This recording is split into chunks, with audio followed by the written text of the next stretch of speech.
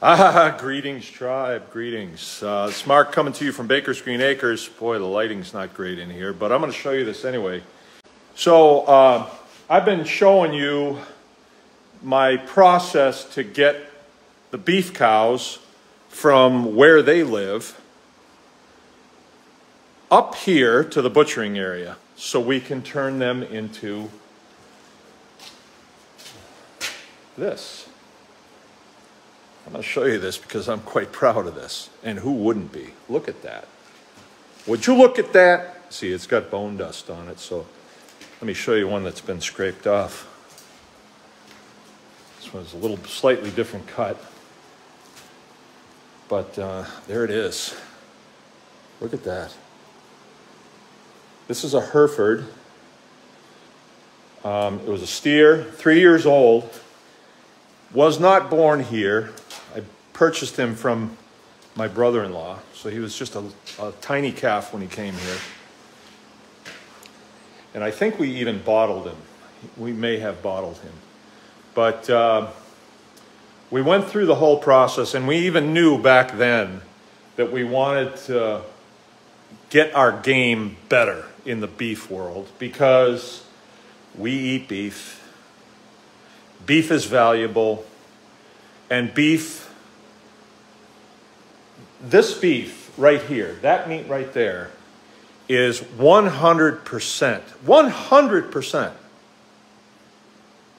grass, right? That's all that steer has ever eaten other than when it was up here and maybe it was on a bottle. Don't really recall at this point, but the point is that we started the process way back then when we said, you know, we want to be in beef. We want to be able to take a beef all the way through. Now, this one wasn't born here, but now we've kind of changed that a little bit, and we've got a few of them that were born here. Eventually, maybe, we'll see how it goes. I would like to have some beef cows and just raise up my own calves. Maybe. I don't know if I'm ready for that. I have milk cows, and then we take their calves and put them in with our beef cows. They're a different breed, you know, they're milk breeds, and although they are quite good to eat, they don't put on the bulk like these guys do. These Herefords, boy, they eat grass and they turn it into beef. And, okay, so where I am now, I have brought the quarters in. Today, I'm looking around because I wanted to see what exactly was hanging. Today, a couple of my kids came over and said, hey, we'll help you. And we threw down and got just about all the beef off the table. There's the pile of bones from the front shoulders. Here's a little bit here. There's some other pieces right here that we will either turn into roasts or we may make some more jerky because that worked out really good. The loins from that animal are there, and then there's some more on the saw, right? So yesterday was Sunday, and I had to get that saw so it would run.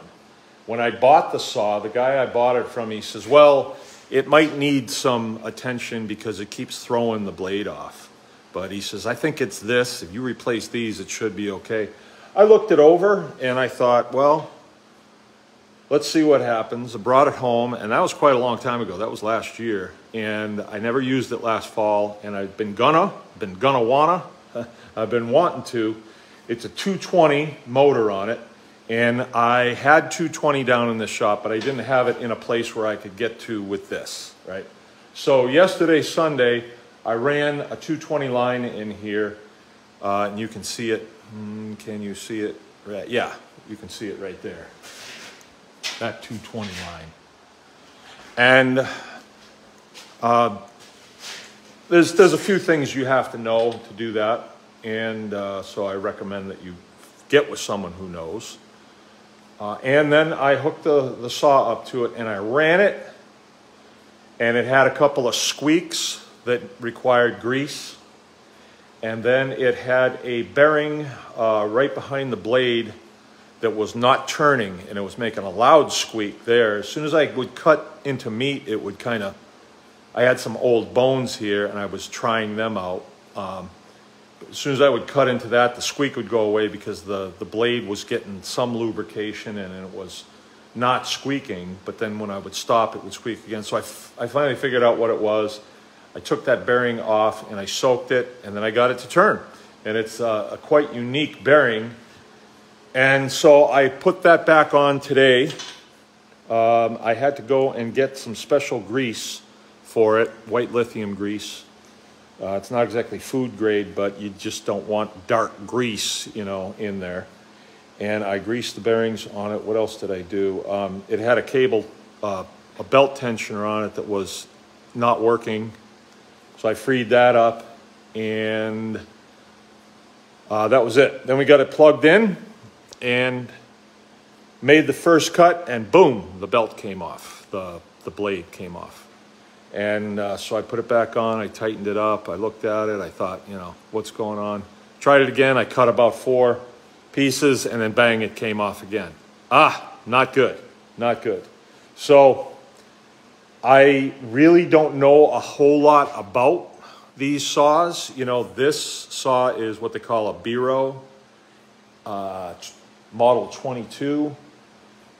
They are very common in the world of animal processing, and this one, the date on the patent on it is 1928. So it's definitely, you know, it's definitely 1921. Sorry, 1921. All right, it's got a serial on it, and I'm gonna research the serial just for fun and see actually what year it was made. But very solid equipment. 220 volts, and really put together well. So I had this problem. It's kicking that blade off of there, and I didn't want to just start making adjustments here and there because it could have been something very easy to fix, you know. So I called Sean Kelly down in Texas. He's a tribe guy. You can get a hold of him for anything, because he had one like this, or I thought he did. And anyway, he told me, well, you're going to want to do this. Well, I came and I did that. Didn't work. It still kept kicking the blade off just like it had before. He wanted me to just really reef on the tightener, so I did, and it still kicked it off. Actually, it kicked it off sooner, right? So if I ran, so then I thought, well, I'll just run it a little looser. I did, still kicked it off. Not as quickly, but it still kicked it off. So you get halfway through a steak and then boom, it'd come off. Then you have to stop, take your gloves off, put your glasses on if you're me, and you know, put a headlight on and get the blade back on there and try to figure out what's going on. So I went on this site, and I'm recommending this. It's a Facebook group, Backyard Butchers. I recommend it because I am on there and I read every post that comes through there, because it's a community of people that do this, and there's all kinds of helpful information on there. And I think if you're going to be into something, then those sites are great because it's of interest, you know. If you're into, say, golfing, then yeah, go for it. You know, get on those sites and find out how to golf. But this, with what I did today, I generated a lot of a lot of wealth. I actually created wealth today. And you may say, well, wait a minute, you created wealth? Yes, I did. So if you came to my house and I was having a bad day and I said, take that steer, just take it. I don't want to do this no more, just take it.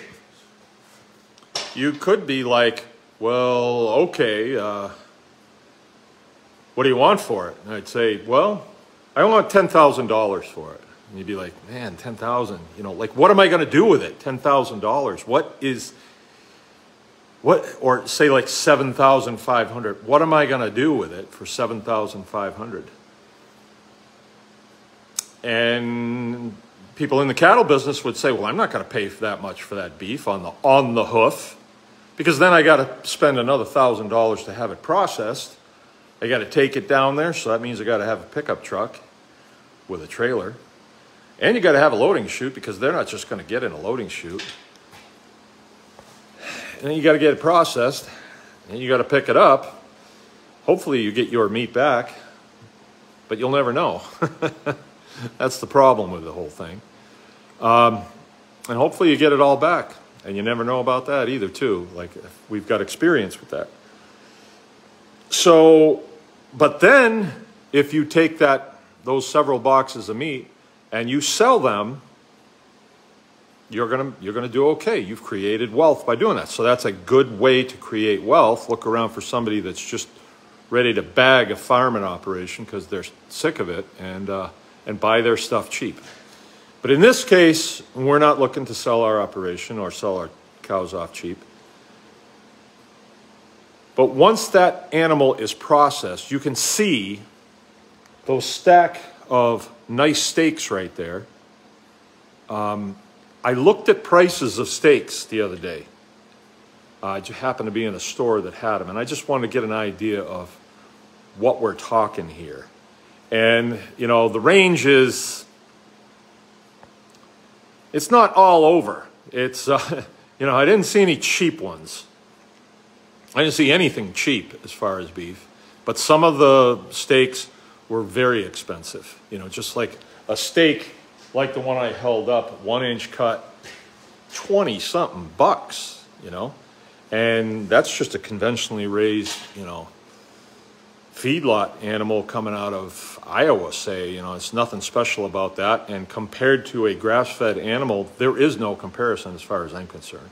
You know, people will argue that, but I've had both, and I mean, I would eat a conventional steak out of a restaurant or something before I would eat macaroni and cheese, right?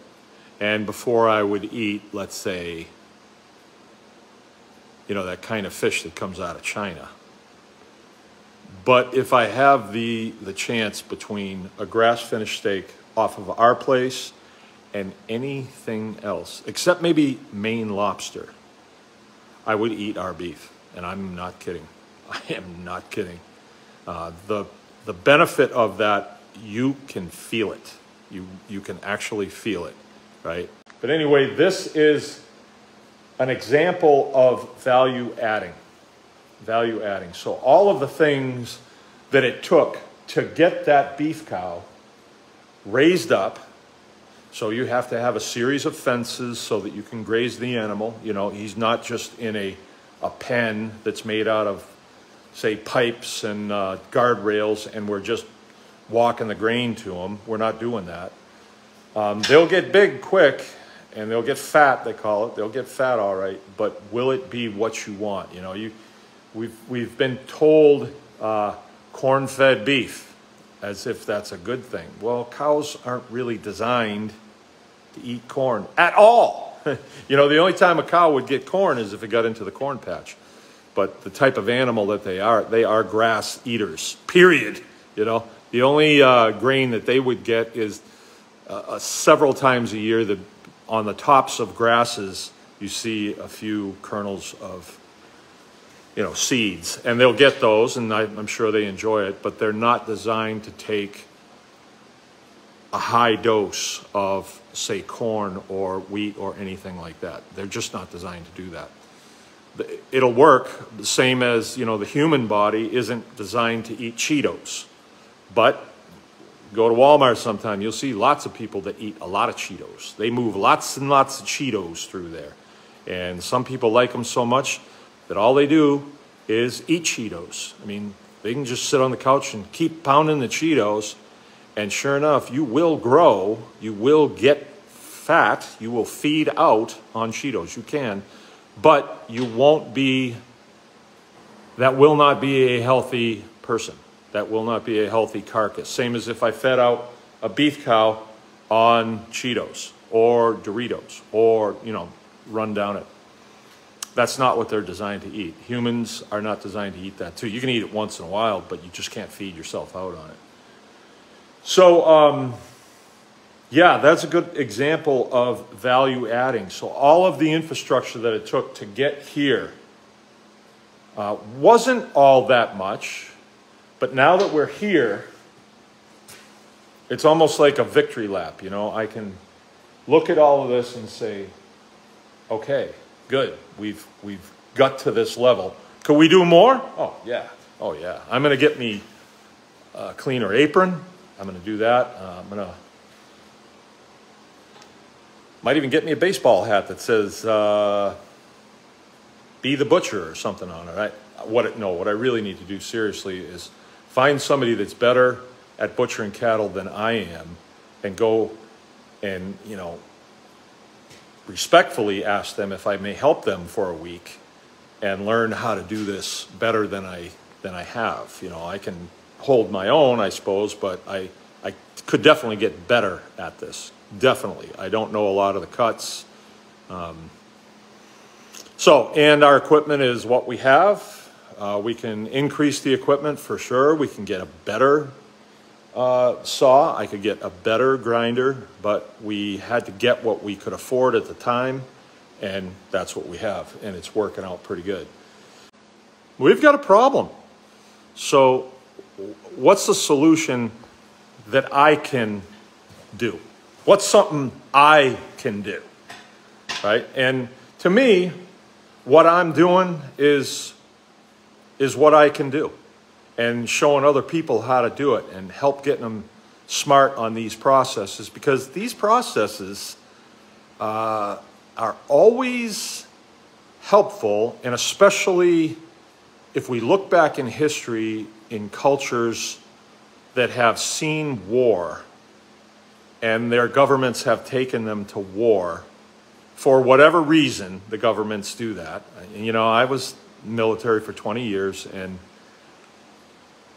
as a military person, you don't get to pick, like, hey, I think we should go over to Iraq, kick some butt. You don't get to do that. You don't get to say that. Your leaders get to do that. And I don't really agree with what they've done or what they continue to do. But I'm not in that business anymore. I'm in this business. And I like to study World War II quite a bit. And I see that there's collateral damage on the citizenry every time. And, you know, I'm not going to put a uniform back on. I'm too old for that now. They don't need me. I have a couple of my kids that are serving right now. But what can I do is I can do the best I can to ensure that there's minimal collateral damage to the people that are in my circle, that are in my biosphere, So the major thing that we need is we need to breathe. Okay, we can't do without breathing. All right, we got plenty of oxygen. I don't think they're going to take that away. We need water. That's pretty important. Okay, I think I got that covered. Then you need food. And Americans have been really separated from their food supply, especially in my lifetime. I've seen it to where people my parents' age now, who would be which would be me, they're not interested in gardening or anything like that, where my parents were. And I think it was a holdover from the Depression days, where it was very important to their parents, my grandparents. But now me, as a baby boomer, my generation is like, we can get Doritos. We can get Doritos, and we can get, you know, Cheetos. So